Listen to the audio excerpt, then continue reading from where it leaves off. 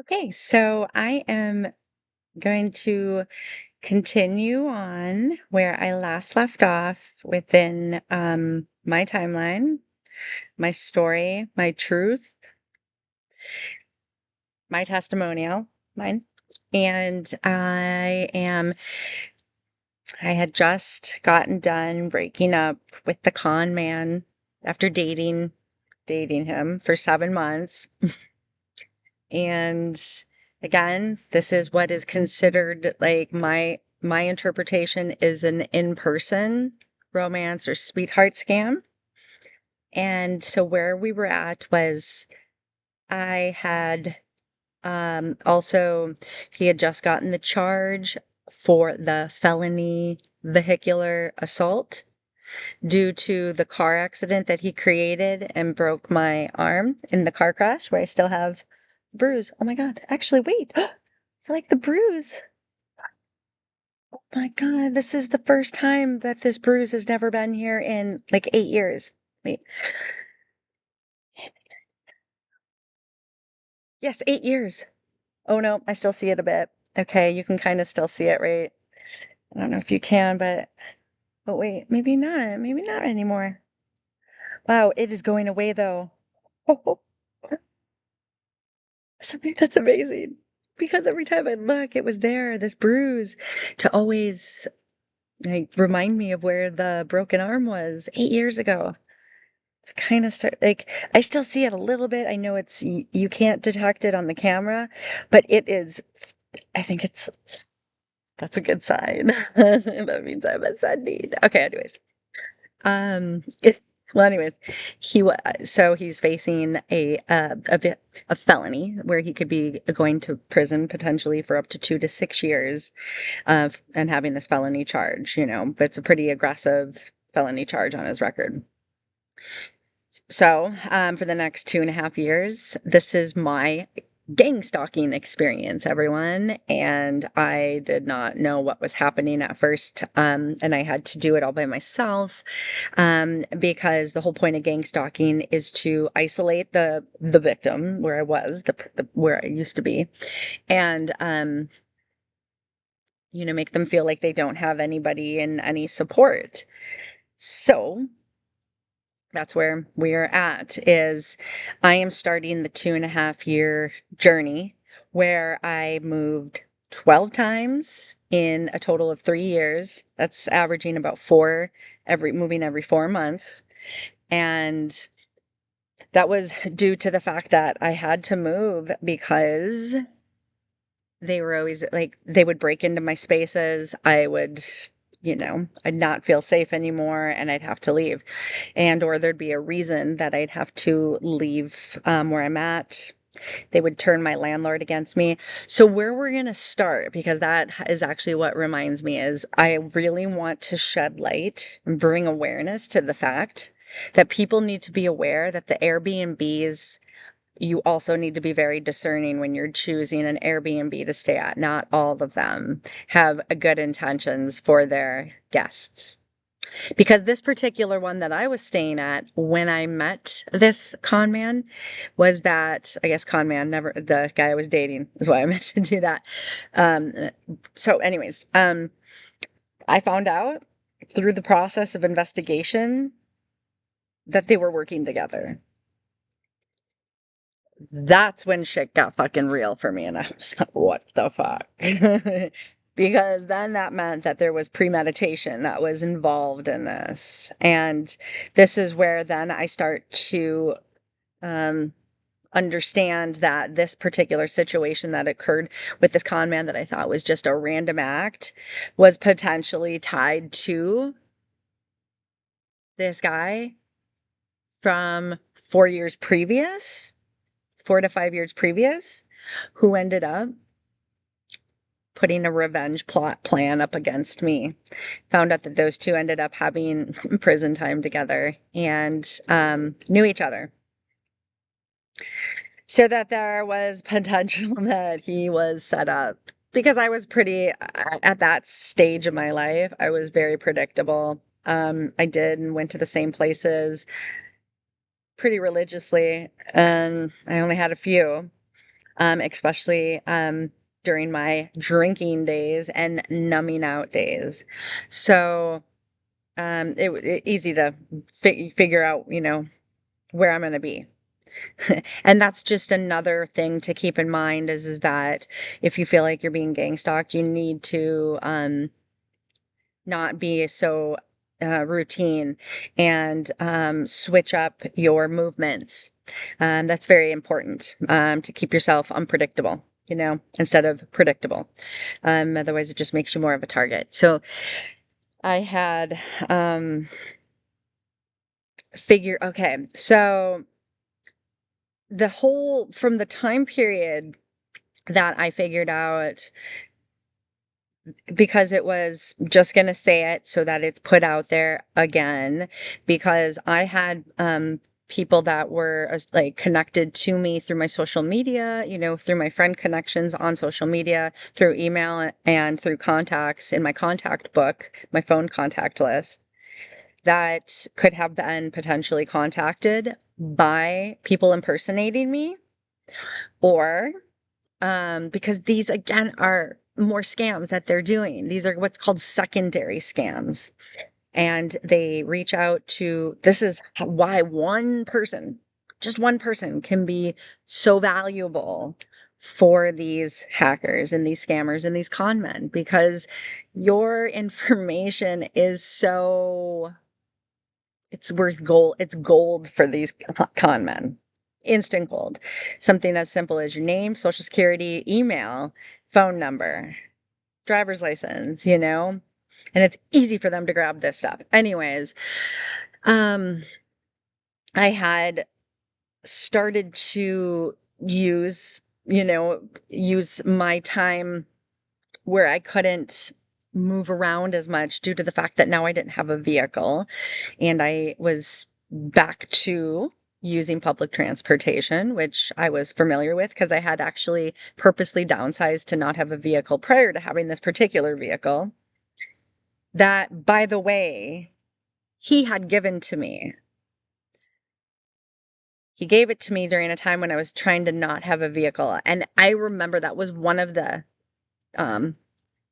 gut feelings that came in, where my instincts were my gut was trying to speak to me, my higher self was trying to speak to me and say something's not right with that.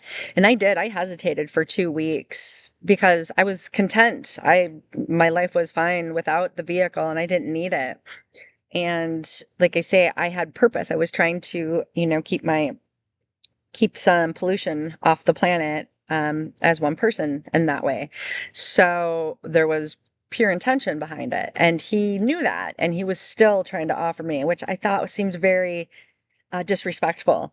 And so, again, I mention these things specifically like this just because maybe some of this may resonate with things that are occurring for you in a situation right now. And if this is helpful to plant a seed to go, could this person, maybe this is what's going on. And this person is not just being mean to me because I deserve to be treated badly, which none of you do.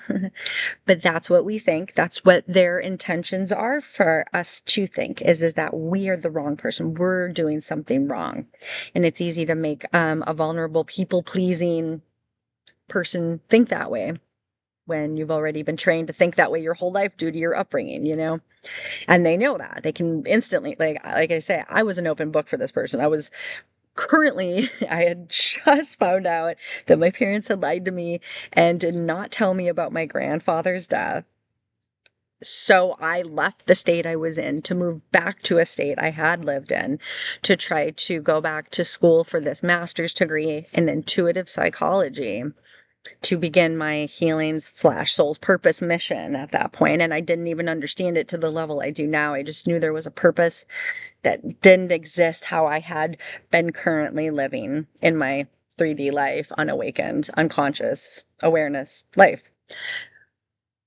Sorry, there's a lot of levels because I have realized so much since that point. So sorry if it seems not on track. It is on track. There's just a lot that happened afterwards. And so I'm kind of trying to catch up. Okay. So anyways, I'm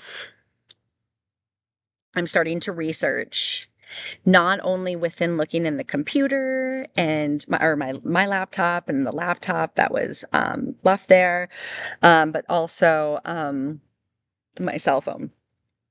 Well, I didn't know they had already hacked, a long time had been hacked into my electronics. So they knew everything I was searching and could also input information they wanted to make me think I was, like, let's just say I was looking up certain information. If they wanted me to, let's say here's the path for the right information, what it really means, and they want me to believe this, they would put this path of information in my, and they can do that. So just know that that exists. And like I say, so on top of that, I was noticing that there were break-ins to my space. My money would go missing, things would be moved and misplaced. I was losing things a lot at that point, so-called losing. They were just moving it to mess with my mind. That's a manipulation tactic. It's a control tactic. It's like CIA kind of stuff, just mind manipulation.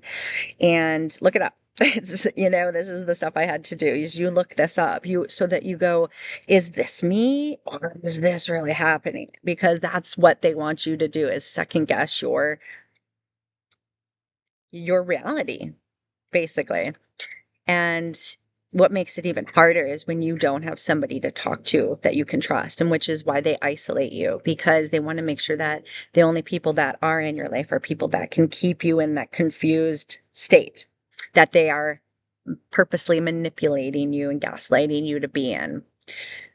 And so this is where and I'm trying to be discerning, and like if I started getting too deep into certain information, they would like cut off my internet, things like that. But anyways, I'm starting to realize somebody's breaking in. So this one day, like, again, I'm getting intuition in downloads, and I'm not really understanding what they are, but I get this like download to look in and around the house, because I had seen something inside that I was like, what? Well, one of the things was out in the back patio. We were always outside, and this backlight was always going out when him and I were still dating and hanging out, and we'd sit on the back and smoke and, have beers or whatnot. And he would, the light, we, go get to be from day to night, and the light would go out constantly. And I remember thinking, why is this light always going out? Like, just, it seems like it's going out frequently. But that's like, you don't know. But see, that was a sign that you need to pay attention to. Had I gone up to it, because he was always going up to it and going, oh, here, we'll get a new bulb. We'll get a new bulb or something. And after we broke up, I noticed that when I went to go turn the light on, that should have been off. Sorry, I'm going to probably not talk about this because this is kind of confusing, but this was just an experience. This was a moment where I realized that there was something going on regarding the house, and I didn't know yet that he was working with my Airbnb landlord at the time. But then I start to investigate more and more things around the house. I'm realizing that they're using the Wi-Fi to listen to me, like the Wi-Fi, Internet of Things, anything that was like, the thermostats, the fridge, anything that was a smart appliance or whatnot can listen to you. And it's a hacker's best friend. Because they would know things I was saying or thinking or doing when nobody else was around. And I was catching them expressing these moments here and there. And then when I remember it, it all kind of comes to me at once. So bottom line is, I figure out that my landlord, my Airbnb landlord, who she had between two houses, because it was a duplex in one, 6 units she was renting, way overpriced, but still. The person who was in the room that I got moved to was obviously one of the rooms that they used to put their victims in, because it was a room that had easy access from a huge window that you could walk through. And I found like so much evidence out the back of that they were, using that window to access my room. When I was maybe trying to become too smarter than they were, and learning how to try to like block my door and this, but then wasn't realizing that that was happening until I did. Um, and the moment that I called my landlord on this and was like, I knew like I had proof of it. There's more to this, and I'll get more detailed in further communication that does come out about this. But when I confronted her about this, she instantly got defensive. It was obvious that she definitely was part of it.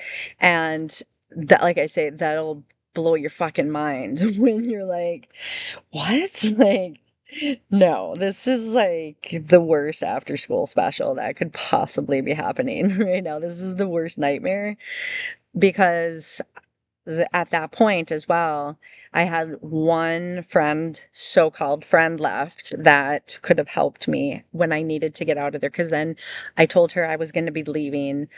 And even still, she wanted to try to evict me because she wanted, she has to make it look like I've done something wrong, even though I had already told her I was leaving. So it didn't matter. And like, so when the cops came, I'm like, I don't understand. I'm trying to leave. And that was part of what she did is they were still trying to steal my shit because she had it in a lot of my stuff in one of her garages. I paid for storage, and she was trying to hold that from me, and got the cops in that city to abide by this, which was completely illegal. And this is where I start to realize you can't even trust the cops. Because at this point, I had a bunch of police reports about gunshots going off outside my window and people breaking into my spaces and trying to get videotape of it, and then it just like going up missing and things like that. Because again, when there is organized criminally, as this type of group is and was back then, and I'm sure still is, um, they can find you anywhere if they want until you realize your power. And that's the key. And that's the whole point of why I'm telling this story. Why I'm getting detailed about it is because there needs to be more awareness around the fact that this is occurring way more frequently than people are aware of. And they're getting away with it and usually leaving. And that's the reason why I figured it out, is because he stayed too long, I think. I know he was trying to leave at a certain point, and then I think he got greedy. And when he tried to come back in for more, when he had an easy out, when I was like, oh, you should go, I don't feel comfortable, that something's not right. He tried to, weasel his way back in at the very end. And, and then the accident messed it up for him, because he could have just, had that accident not happened, I wouldn't have had the time, because it was because I couldn't work for 2 weeks, and all I could do was just lay in bed. And so I couldn't just lay there. So I would use that time to research. And this is where I start researching, um, you know, finding out information about, first I start looking at like psychopaths, and then psychopaths take me down, to antisocial spectrum, which takes me into narcissism and manipulation and control and gaslighting and grooming and gang stalking. And this is how, like I say, all this is just encompassed by the word karmic. So this is why I say I'll just generally try to reference this as, the karmic relationship. But all those descriptive words describe this type of person. And like I say, little did I know at the time that this experience with this con man and this underground criminal organization that he was part of, that includes human trafficking as well, just throwing that out there, I forgot to say that before, was a prelude, was um, foreshadowing for me in my own life what I was about to experience and prepare me in how to handle the betrayal that I was going to experience within my own family of karmic, narcissistic, emotionally immature family. Where, like I say, when you're breaking generational traumas of incest, mental illness, riddled with mental illness, physical illness, big time, chronic, and yeah, just, the manipulation, control, and the greed. But like I say, like realizing that that it's not just your family, that they could be connected to this bigger, nastier cult like type underground criminal organization thing. And they are actively trying to take down their own flesh and blood in a way that this con man and these underground criminally organized group of people, cult like people, were trying to do to me on the outside of the family. So, with all that said, now where we're at, I'm 21, it was 2131. Okay, so where I'd like, okay, so again, this is just a quick call out to the fact that be careful with your Airbnbs because they're listening to you and watching you. And there could be so much more going on. Be cautious about using their Wi-Fi because he was connected into her Wi-Fi. That was one of the first things that I figured out on the progression of how I realized how much they were working together. I was speaking to her about the fact that I was like, I think he could be tapping into your Wi-Fi. Like, let's change your password, And she was playing along at the time. Oh, sure. But of course, I was still I didn't know they were still like listening to me through her things in the house, her her IoTs in the house, as well as my units, my electronics. So they were able to, that's why she's like, sure, we'll change the password. They'll get it. They'll know what the new password is instantly once you put it in, because they were key logging me too, and using a key logger. And yeah, anyways, so just knowing that um you be careful with Airbnbs. So I find out that the con man is working with my landlord from my Airbnb, the first place that I'm staying at back in this state. And there was some other weird things that happened. Like I said, the girl before me, she left the house in a big, like, and now I understand she was getting attacked in this way. She was the previous victim before me, at least, but that they were doing within the house. Yeah. And it was a weird story too. I remember hearing it and going, wow, that's wild, that what's happening to her. And I mean, she was in a very chaotic state, the same state that I was at when I was leaving. And so then the only person that they had not kicked out of my support system of people, because remember, I don't have my family because I wasn't talking to them. I did, however, try to reach out to my sister during this time.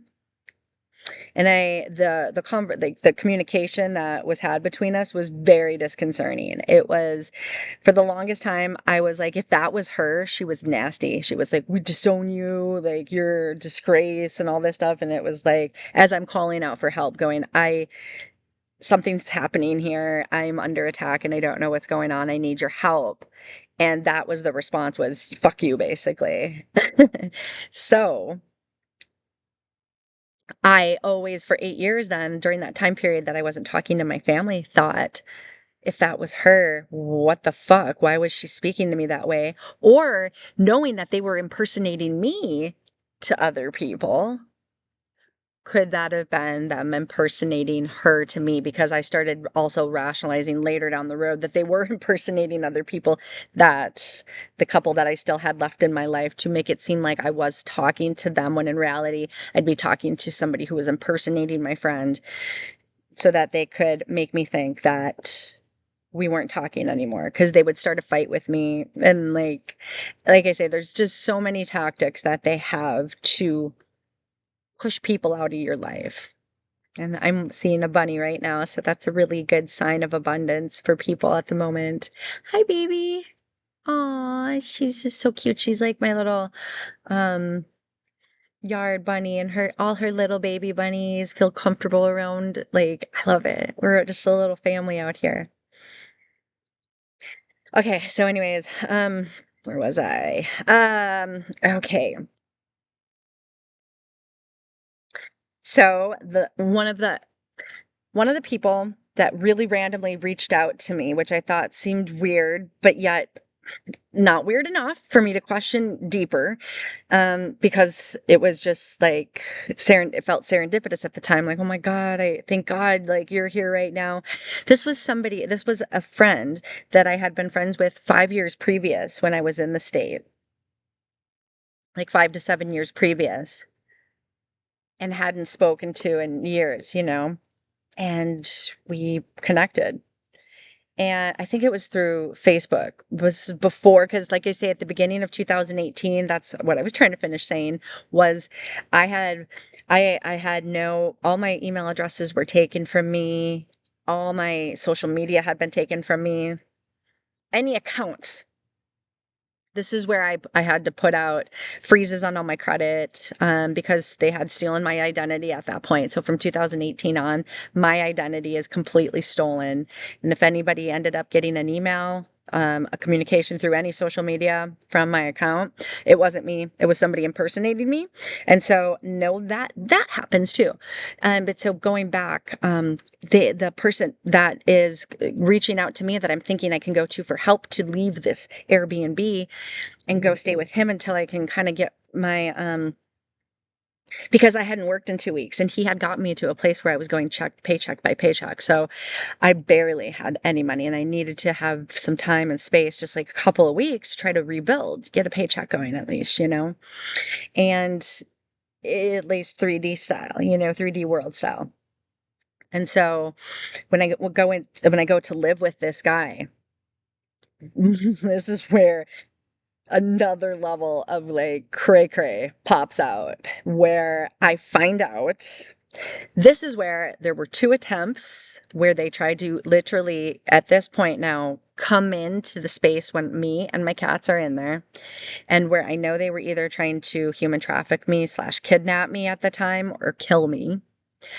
Because again, they don't want me to testify in this court case, because my truth would have gotten this person instantly put in, I guess, prison, probably for this charge that he created himself, or mine, remember. And so that's okay, there was this huge big thing. Like, I was literally only there, like, I think like 5 days. It was something really short.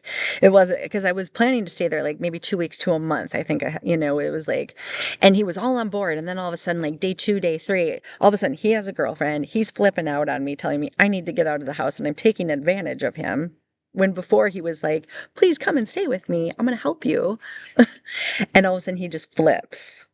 It was weird. And this guy was like super chill, hippie style, just chill, smoked a ton of weed, like chill, and um he was part of like like our party group when we were all still like, partying and having fun.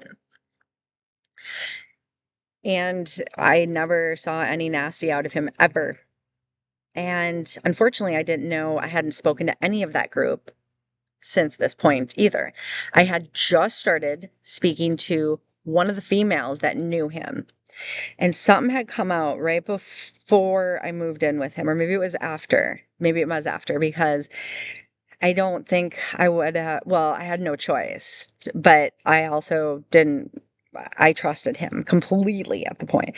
And so much that he took my cats for like 1 or 2 nights before I could get there to be there. And this is really disconcerting, especially now knowing what happened, because like I say, when I was there within 2 days, he flips out and is like, I have to go on this trip to Chicago with this girl who's my girlfriend. And he didn't have a girlfriend 2 days previous. And he apparently didn't have money really. And now he's going on a trip to Chicago. And this is where he leaves the house, and it's just me and like his roommate. But his roommate, this is a whole nother weird thing, but this is where they were trying to break in. One night I just sat there, because I called the cops one night and there was a police report, but they had left by the time they got there. Like I say, you're dealing with a more intelligent type of person. They're not stupid, so they know how to not get caught. And like I say, they are also embedded into a lot of different areas within society, and also have a lot, they can pay people off, and they bribe and harass and threaten. The manipulation is deep, it runs deep. And so one of the things I realized when I was there, because like I say, that 2 attempts to try to either human traffic or kill me in this house, with there's a police report as well, for one of the nights when they broke in. And then the second night, I remember because I had to stay up all night to hold the door shut to the bedroom I was staying in, because it weirdly, the lock broke that day. It was not working, of course. So I had to push up the bed to the door and sit up all night with my mace and my little pocket knife and my phone ready to dial 911 to call the cops. And every time I'd yell something that I'm calling the cops, they would stop. And it was pointless for me to call, because they would just like make it seem like I was crazy. And I was annoyed of that. And it's stupid. It's like, shut up. But so anyways, I remember them leaving and I could hear them saying, God, this girl, she's tough. Holy shit, she's one of the tough ones. We've never had somebody be this tough to get. And I was like, what the fuck did they just say? I knew it. I was like, what do you mean? What were they going to do with me? And so this is why intuitively too, the energy, there was something negative that they were going to, and the whole point, because if they just wanted to scare me, like I say, they had been trying to do that, but they knew that I was in process of trying to figure out what they were doing, how to stay ahead of them, so that they couldn't infiltrate me and pull me into any of their like underground cult, human trafficking things, So, this is when I look back, how I'm like, wow, I am a chosen one and I am powerful, because it was a moment like that. Because when I think back on those times too, it got intense. It was scary as fuck back then, of course. So that's the other thing, I'm going to teach, or one of the things I was able to intuitively teach myself was how to make it through a gang stalking, because I wasn't going to give up. And I did it with me and my 2 cats, and saved us, all 3 of us, from this, whatever was potentially going to happen. And one of the other things I found out though about this so-called friend is that whether or not he was friends with this group of people when I knew him previously, like, 7, 8 years previous, or he got bribed into or infiltrated into this criminal, organized crime group, cult group, whatever, of con men and black hat hackers, where he, something, he was working with them somehow in some fashion, is all I can feel from what I gathered. Because it's really putting the pieces of the puzzle together of all the things that didn't make sense at the time afterwards. So one of the things that I rationalized they were part of, is they were dealing and potentially producing, manufacturing like dangerous, really big time drugs. I just remember seeing on one of the phones of the roommate, Because like I say, I didn't stop. When I start investigating shit, I get in. As wherever I could find a entrance into something, I was in it. This is where I was like, I really missed out on my whole career of being like a forensics investigator. But I'm like, well, might as well just do it now. So, yeah, there was a big pile of like some white something, whether it was cocaine, meth, who knows, I don't know, maybe a fentanyl, who knows. Um, Kind of looked more like cocaine, potentially like meth, because especially with how crazy and erratic they were being at the time, this was a really chaotic moment and very, like I say, very scary. I was able to get out of that. Now, from the next moments here, I jump to 2 to 3. I can't remember, 2 or 3, and I have it all written down, but at least 2, if not 3, motels now. And I keep getting kicked. Like, it's just funny because they keep, I only get a certain amount of days. And then when I go to make a reservation for more, they're, conveniently booked, or they raise the rate so much that it's like, I can't, there's no way I could pay. Um, and again, these were these cheaper, low grade motels where they insert their own people into these businesses and then to mess with you. And then they have access into your rooms and access to all your information, but access into your rooms to go and mess with your mind, and again, mind control you, mind manipulate you. So these are tactics, okay? Um, so I get to a place now at the end of this where I like literally have no money. And I had mentioned in previous videos at this particular time, I had been on probation, and this literally saved my life because now that they had pushed out everybody, the only person that knew that I was still like alive and existed was my probation officer.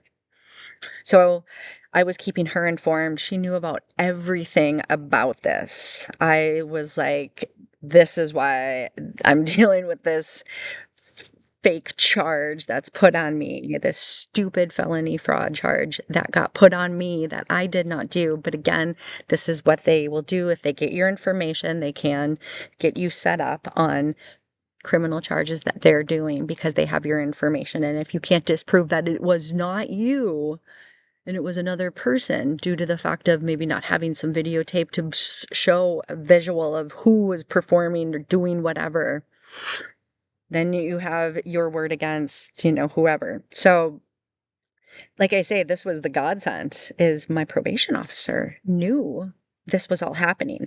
So I got to a point where I was out of money and nobody would help me. Nobody. And, I went to this like last hotel room, and it was through the company I was working for because I could get rooms really, really cheap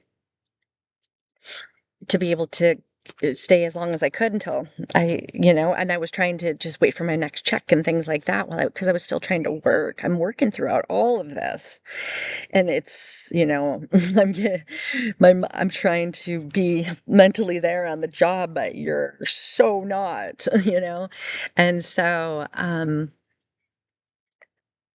end up having to tell my probation officer that I need like I need a place to stay. I have no money and I have my cats, and here I am. I'm trying to work, but these guys they pushed me to a place where I have no place to stay. And I ended up in a parking garage near a courthouse, which also saved me because they tried to attack me at that space as well during the night that I was there, because I ended up staying there 2 nights because the first night I realized it got really scary and really because they came in like it came like those reality Pokemon games. They did one of those and I was the target. And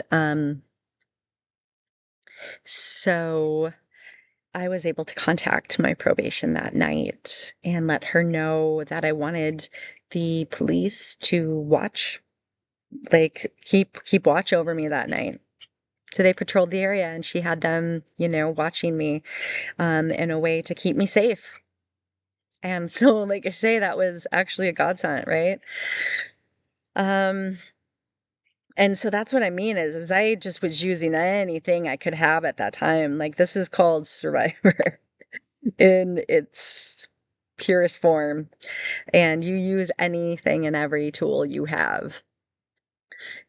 And then weirdly enough, I got this one of the workers who worked at this courthouse. I think it was one of the times I went in to go to the bathroom. We like crossed paths, and somehow he has like says, I have an extra room for you to stay in until, because I had thought of one other person. And again, this was somebody I kind of just met, but had met with the con man, but assumed that those two also did not know each other when we met, because that's how they made it appear. But in this other town, and this is the town, this particular town is going to have its own message. This message is going to get us up to that point, because what happened when I met this guy that said I have a room, it was an older man, and this is going to be a theme throughout, where older men come in to try to help and say that they're going to help, and then within 2-3 days tops, they're getting angry at me because I am not wanting to be with them or give them anything sexual. And you can tell they have big time insecurity issues in themselves. And like this particular guy, he was like in his 50s at least, I think 60s, early 60s even. And at the time I'm in my early 40s, and he's trying to get in my pants basically, and basically saying, if you don't do this, then you can't stay here anymore. All right, well then I guess I'm not staying here anymore. And so luckily in that particular space, and I had met one of his neighbors who allowed me to stay with her for the night until, or at least move my stuff over there and my cats and me, to keep us safe until we could now move to the next space with this person, the last person who I kind of knew but had literally just met within the year. So really didn't know him, had only spent like a weekend with the guy. And, he was pretty sketch to be, but we had kept in contact. We had exchanged numbers, and little did I know that there was purpose in that. He was actually keeping tabs of me. But I think that he's a potential friend for support. And he says, yes, you can come up here, and I have a place or a room that you and your cats can stay in, and you can, try to get able to start over in this space. So this is where I'm going to end this video on continuation of gang stalking and what it looks like when you are conned, and the con man is not happy that you are still. Oh my gosh, you guys, there's so many rabbits right now. They're all coming out to say hello. Hello guys, hi, I send you love. Aw. So so like I wanted to just end this by saying is that this can get really intense, and like I ended up figuring out how to get through all this all by myself. But there were moments that, like, if my cats had not been there, because they were the things that kept me alive during that moment, because I kept thinking, if something happens to me and these two have to be, they could get separated, they could end up in that pound, because of how, like, not the pound, but an animal shelter, and not get taken, even though they were beautiful, because they were older cats at the time. They would have been considered, but they were in perfect condition and perfect health at the time, minus their trauma. They were traumatized just as much as I was, because when I wasn't home, they were getting messed with. Like the people would come in and pull their whiskers off of their face. Then I would see like whiskers and like all over the room, and I don't know, whatever else they were doing. I'm just, hoping that they weren't poisoning and things like that. But who knows? That could have been happening as well, which could have contributed to their death a couple of years later now. But again, there's more to that story as well, because there was a mold exposure. So 4411, everyone, that's a great number. It says 144 because we are the chosen ones. And yeah, when you're chosen, there's nothing you can't get through. Had I known that I was chosen and that I have power to rise above, and that's a vibration. Because that was the thing for me, and I'll just say this right now, but I will be saying this again at the end of the next one when I complete this part of my timeline and my story, is that if I would have known what I know now back then, I probably could have risen above that situation so much sooner, because what was happening is that's their point, is they want to keep you in low vibration, shame, guilt, fear, fear, survival mode, because then you are controllable, period. Once you raise your frequency, you are out of reach. You're not in the same station as them anymore. You are not at the same frequency. They cannot reach you, period. And that's how you beat gang stalking, is you need to raise above survival mode, raise above the fear, raise above, all the low vibrations that they're trying to bring in to keep you in controlled mode so that they can puppeteer you. And the reason, again, that I'm getting so in depth about this part of it is because I end up experiencing this a second time. When I think I'm going to get support from my family, I experience this type of betrayal inside of my family. And so the other lesson to be learned from my story is that, especially what I learned, was that the universe was trying to prep me and show me that I needed to understand what this type of betrayal, manipulation, what narcissists are, what they look like, why I could be a target, what I could do to not be a target anymore. Because that lesson I learned from what all this that I have explained to you at this moment was to prepare me for this ultimate. And had I not had that prerequisite of a lesson by the universe, there's no way. I think about it all the time now. There is no way I would have been able to navigate my way out of what I just navigated myself out of recently. So this story has so many positive lessons and outcomes, and hopefully is able to give somebody a little bit of clarity into something if you are dealing with anything that could be similar to this. So if you have listened up to this point, congratulations. I know it was probably a little rough to follow. Hopefully I am getting a little bit more authentic in my communication.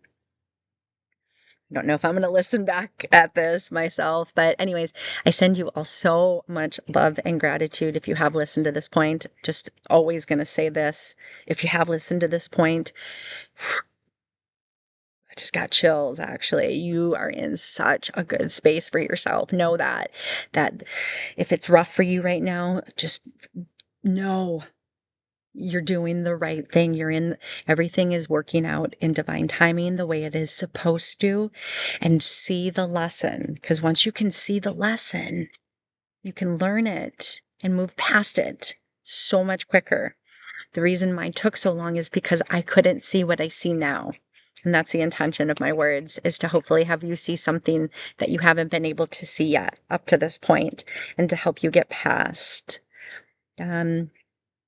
any low vibrations that are being put on you, whether it's by, past lover, current lover, family, friends, coworker, or powers that were. So thank you for listening. I send you all my love and gratitude and peace. Mwah. Sending so much love.